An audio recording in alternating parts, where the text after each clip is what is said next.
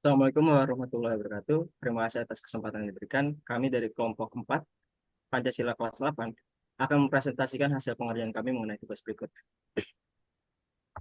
Selanjutnya ada anggota kelompok kami. Yang pertama itu ada Emilia Setiono, Afla Gozi, Adi Fanaila, Nur Satria, Grasa Royosa, Jansen Demos, Bayu Aji Wisantoko, Ida Bagus Panya, Raffi Insani, dan Renaldi Robi. Yang pertama, di sini kami mengangkat beberapa film. Salah satunya ada film pendek karya Khalid Wahid Hidayat. Di sini ada latar belakangnya, bisa dibaca sendiri. Tokoh utama, isi pidato Soekarno, pesan utama. Nah, dalam film ini, tokoh utama yang disorot adalah Ir Soekarno, yang menyampaikan pidato bersejarah pada 1 Juni 1945. Beliau menyampaikan 5 prinsip dasar yang kita kenal sebagai Pancasila. Walaupun nama Pancasila belum disebut secara eksplisit saat pidato, isinya sudah mencerminkan nilai-nilai yang kita anut sekarang. Yang menarik dari film ini adalah bagaimana suasana yang digambarkan dan semangat nasionalisme para tokoh yang benar-benar terasa. Kita diajak untuk melihat bahwa kemerdekaan Indonesia lahir dari perdebatan, pemikiran, dan semangat gotong royong. Sebagai generasi muda, saya rasa penting bagi kita untuk tidak melupakan sejarah ini, karena Pancasila bukan hanya dasar negara, tetapi juga nilai-nilai hidup yang relevan sampai sekarang.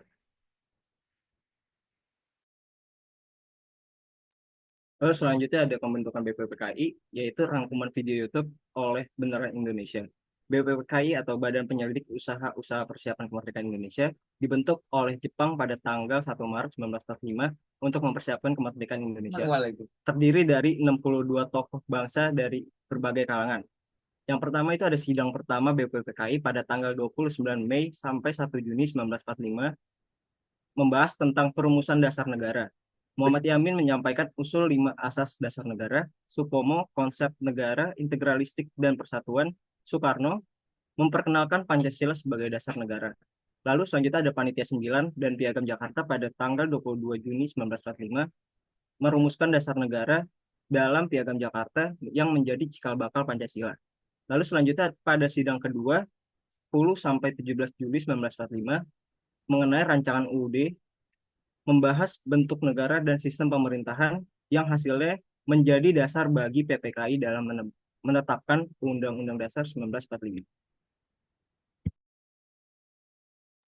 Yang selanjutnya ada film pendek berjudul Sidang BPUPKI oleh UKP Pancasila, di mana film ini merupakan reka ulang sidang BPUPKI yang digelar pada tanggal 28 Mei sampai 1 Juli 1945, di mana ketua sidangnya adalah Dr. Rajimanot Djodiningrat dengan topik utama Dasar Negara Indonesia. Tokoh yang disorot pada film ini ada Mr. Muhammad Yamin dengan eh, usulan 5 asasnya, Muhammad Hatta dengan usulan Pancasila sebagai fondasi moral dan politik, kemanusiaan, persatuan, demokrasi, dan keadilan. Lalu ada Ki Bagus Hadi Kusumo dengan usulannya berupa usaha integralisasi Islam dan persatuan bangsa.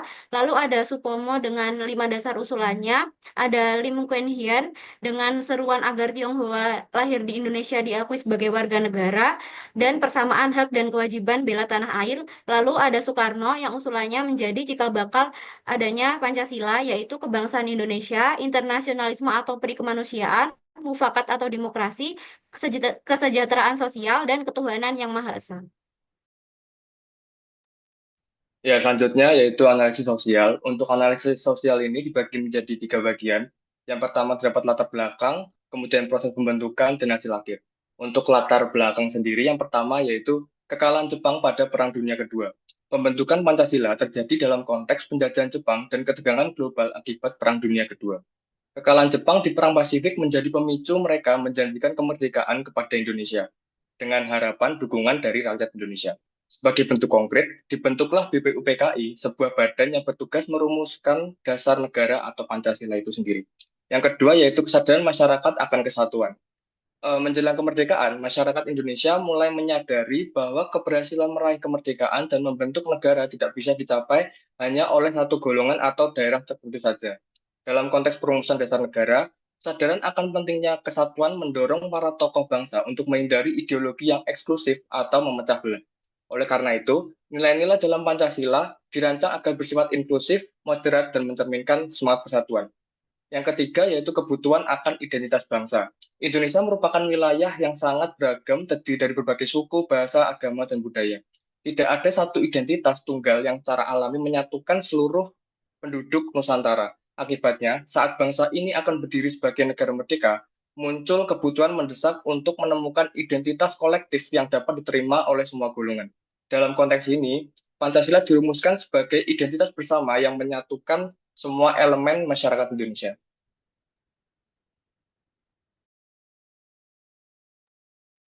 Oke, jadi akan lanjut ke prosesnya. Yang pertama itu adalah dibentuknya BPUPKI pada tanggal 1 Maret 1945 oleh Jepang yang bertujuan untuk melakukan penyelidikan dan persiapan dalam rangka mendapatkan pendapat dan usulan rakyat Indonesia terkait perumusan kemerdekaan. Lalu proses yang kedua itu diadakan sidang pertama BPUPKI pada tanggal 29 Mei sampai 1 Juni 1945 yang membahas tentang usulan dasar negara Indonesia. Ada beberapa tokoh yang menyampaikan usulannya seperti Muhammad Yamin dengan 5 asas seperti kebangsaan, kemanusiaan, dan ketuhanan, Supomo yang mengusulkan negara integralistik dengan asas kekeluargaan, dan Soekarno yang menyampaikan konsep Pancasila pertama kali. Lalu setelah diadakannya sidang pertama oleh BPUPKI, dibentuklah panitia kecil yang bernama Panitia 9 pada tanggal 1 Juni 1945. Tugas utamanya adalah merumuskan dasar negara Indonesia berdasarkan usulan-usulan yang telah disampaikan dalam sidang. Panitia 9 itu sendiri terdiri dari 9 anggota yang sebagai berikut. Next. Panitia 9 juga menyusun rumusan kompromi yang dapat diterima oleh semua golongan yang masukkan Piagam Jakarta pada 22 Juni 1945 yang berisi merupakan pembukaan UUD yang memuat rumusan Pancasila awal, lalu rumusan sila-sila dalam Piagam Jakarta yang berisi ketuhanan dengan menjalankan syariat Islam bagi para pemeluk-pemeluknya, kemanusiaan yang adil dan beradab, persatuan Indonesia, kerakyatan yang dipimpin oleh hikmat kebijaksanaan dalam permusyawaratan perwakilan, dan keadilan sosial bagi seluruh rakyat Indonesia. Lalu pada sidang kedua oleh BPUPKI pada tanggal 10 sampai 17 Juli 1945 yang bertujuan untuk membahas rancangan Undang-Undang Dasar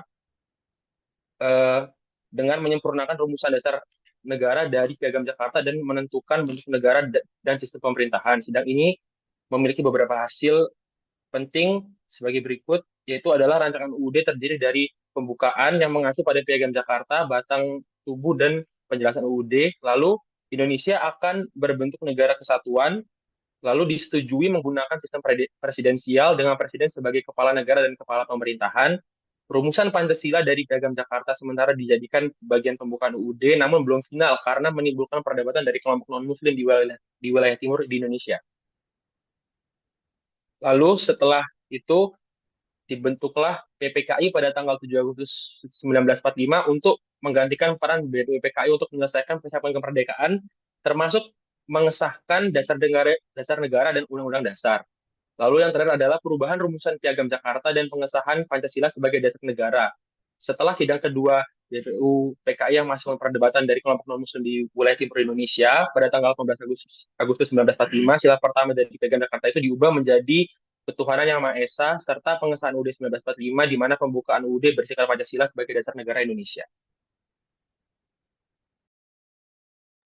Selanjutnya terkait hasil akhir dari perumusan Pancasila, yaitu adalah pengesahan Pancasila sebagai dasar negara, di mana hasil akhir dari proses panjang perumusan dasar negara Indonesia adalah disahkannya Pancasila sebagai dasar negara dalam pembukaan UUD 1945, di mana hal ini terjadi pada tanggal 18 Agustus 1945, sehari setelah proklamasi kemerdekaan Indonesia. Dalam sidang pertama PPKI diputuskan bahwa rumusan Pancasila dalam Piagam Jakarta mengalami perubahan pada sila pertama menjadi keturunan yang Maha Esa, menggantikan kalimat sebelumnya yang mengandung unsur kewajiban menjalankan syariat Islam.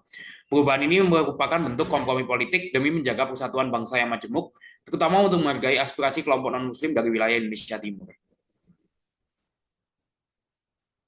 Selanjutnya, Pancasila sebagai identitas nasional dan satu bangsa.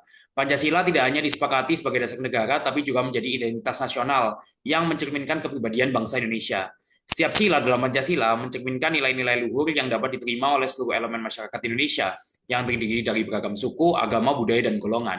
Pancasila menjadi landasan moral dan filosofis dalam menjalankan kehidupan berbangsa dan bernegara, serta Pancasila juga menjadi perekat kebinekaan dalam kerangka persatuan.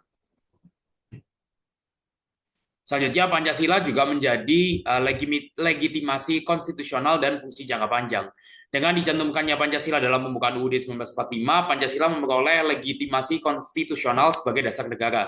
Hal ini menjadikan Pancasila sebagai sumber dari segala hukum di Indonesia dan menjadi rujukan dalam penyusunan kebijakan negara. Dalam perkembangan sejarah Indonesia, Pancasila juga telah berfungsi sebagai alat integrasi bangsa di tengah berbagai tantangan politik, ideologi, maupun konflik sosial yang pernah muncul. Maka dapat disimpulkan secara keseluruhan perumusan Pancasila adalah hasil dari proses sosial politik yang penuh dengan dinamika, melibatkan berbagai tokoh dan kelompok dengan latar belakang yang beragam. Keberhasilan menyepakati Pancasila menunjukkan adanya semangat gotong royong, toleransi, dan komitmen terhadap persatuan nasional, yang mana ini akan menjadi ciri khas perjuangan bangsa Indonesia menuju ke kemerdekaan. Oke, next untuk analisis hasil surveinya, kelompok kami telah melakukan kuesioner survei yang akan dibagikan kepada para responden. Dan kelompok kami mendapatkan total responden sebanyak 50 orang. Dan untuk 50 orang tersebut, 76%-nya yaitu laki-laki atau sekitar 38 orang, dan 12 orangnya perempuan. Untuk status para responden sendiri, mayoritas mereka mahasiswa dengan perolehan 98% dan 2%-nya yaitu lainnya. Untuk persebaran umur para responden sendiri, untuk umur 19 tahun sebanyak 23 responden dan 20 tahun 25 responden. Untuk umur 21 tahun yaitu sebanyak 2 responden. Next. Kemudian kami menampilkan juga persebaran tentang betul jawabannya para responden berdasarkan jenis kelamin. Untuk rata-rata gabungannya sendiri yaitu 5,76. Kemudian untuk modusnya 6 jawaban benar, untuk medianya juga 6 jawaban benar. Kemudian kami segmentasi berdasarkan jenis kelaminnya yaitu rata-rata laki-laki sebanyak 5,71.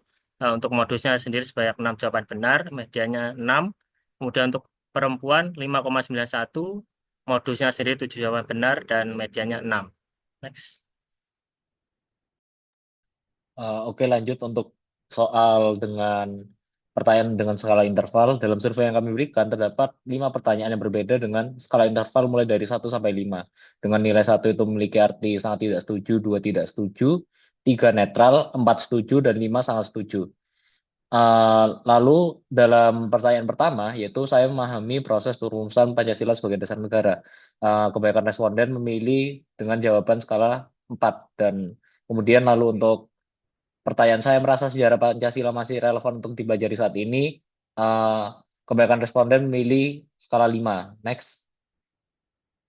Kemudian untuk pertanyaan ketiga, saya tahu perbedaan isi antara Piagam Jakarta dan Pancasila versi final. Kebanyakan responden memilih skala 4. Kemudian untuk pertanyaan keempat, mengajarkan sejarah lahirnya Pancasila di sekolah sangat penting untuk membentuk karakter bangsa. Kebanyakan responden memilih skala 5. Next. Lalu yang terakhir, ada pertanyaan yaitu mengajarkan sejarah lahirnya Pancasila di sekolah sangat penting untuk membentuk karakter bangsa. Keseluruhan responden memilih dengan skala 3 sampai 5. Kemudian secara keseluruhan responden memilih untuk skala dari netral sampai sangat setuju atau skala 3 sampai 5 dengan semua pertanyaan yang diberikan dalam survei yang sudah kami buat. Sehingga dapat disimpulkan bahwa mayoritas responden yakin dengan pemahaman mereka terhadap Pancasila. Oke, selanjutnya ada pilihan ganda di responden di form. Jadi terdapat 8 pertanyaan. Yang pertama ada siapakah tokoh yang pertama kali mengusulkan nama Pancasila. Jadi di sini 62% menjawab benar, yaitu Ir Soekarno. Lalu pertanyaan kedua adalah dalam sidang BPU PKI yang diadakan pada tanggal 1 Juni 1945, siapa yang menyampaikan pidato tentang dasar negara yang kemudian dikenal dengan Pancasila. Di sini responder pada menjawab Ir Soekarno sebanyak 80% atau 40 orang. Next. Oke, selanjutnya yang pertanyaan ketiga adalah perubahan utama dari Piagam Jakarta menjadi Pancasila saat ini adalah jawabannya adalah sila pertama diubah agar lebih inklusif sebanyak 48 orang atau 96% responder. Dan yang pertanyaan keempat adalah naskah Piagam Jakarta dirumuskan oleh Panitia 9. Sebanyak 35 responder menjawab Panitia 9 atau 70%. Next. Selanjutnya yang pertanyaan kelima adalah siapa tokoh yang mengusulkan nama dasar negara dalam sidang BPUPKI? Sebanyak 58% atau 29 responder menjawab Muhammad Yamin.